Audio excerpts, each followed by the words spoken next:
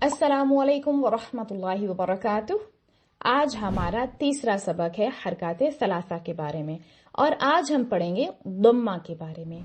दम्मा यानी कि पेश, और ये हमेशा हर्फ के ऊपर होती है और इसकी अलामत ये होती है। इसका मखरज है होंठों की गुलाई और अरबिक में हम उसे कहेंगे इंदमाम शफतैन, क्योंकि इंदमाम कहते हैं गुलाई को और शफतैन कहते हैं दोनों होंठों को। तो क्या बना? दोनों होंठों की गुलाई। जिस हर्फ पर दम्मा होता है उसे मज़मूम कहते हैं, बिल्कुल वैसे ही जैसे फतहा वाले हरूफ को हमने क्या कहा था? मफ्तूह, और कसरा वालों को मकसूर। तो अब हम पढ़ेंगे मज़मूम लेटर्स के बारे में। तो सबसे पहले इसकी अदायगी देख लेते हैं। बा दम्मा बू, ता दम्मा तू, सा दम्मा सू, और इसी तरह से बाकी हरूफुल हिजा भी आप पढ़ सकते हैं। अच्छा, वर्ड्स में देखें तो का दम्मा कू, ता कसराती कूती, बा फतहा बा कूतीबा। इसी तरह से एक और वर्ड देखें, वाव दम्मा वू, जीम कसरा जी वूजी, दाल फतहा दा वूजीदा। तो ये आपके हो गए जी कुछ अल्फाज।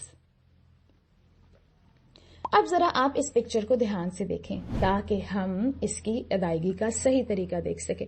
देखें, यहाँ पर आपको होंठों की गुलाई बहुत वाज़िया दिखाई दे रही है और दरमियान में इतनी खाली जगह बाकी है जैसे आप एक पेंसिल अंदर से आराम से गुजार सकें।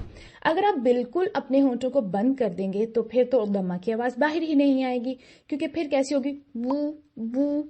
तो आपने इतना ज्यादा प्रेस नहीं करना, इतना ज्यादा गोल नहीं कर देना कि बीच में जगह ही बाकी ना रहे। और दूसरी हमारी गलती क्या होती है, हम उसको पढ़ देते हैं वो। हम अपने होंठों की गुलाई अच्छे से करते ही नहीं हैं और अंदर से हम गुलाई वाली आवाज निकालते ही नहीं हैं। तो हमारी आवाजें क्या बन जाती हैं? बो, तो, सो। तो ये मजहूल हो जाता है।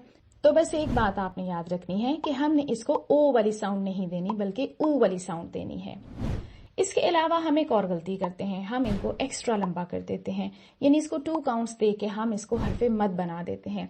जैसे हम इसको क्या पढ़ेंगे? बू, तू, सू। और अगर हम वर्ड्स में देखें तो कैसूरा, ज़ूकीरा। तो इस तरह से आपने इनको एक्स्ट्रा लंबा नहीं करना। इसके अलावा एक और गलती हमारी होती है और वो ये होती है कि हम इसको इतना छोटा कर देते हैं कि उसमें झटका आ जाता है। जैसे हम बू को पढ़ते हैं बू, तू, सो।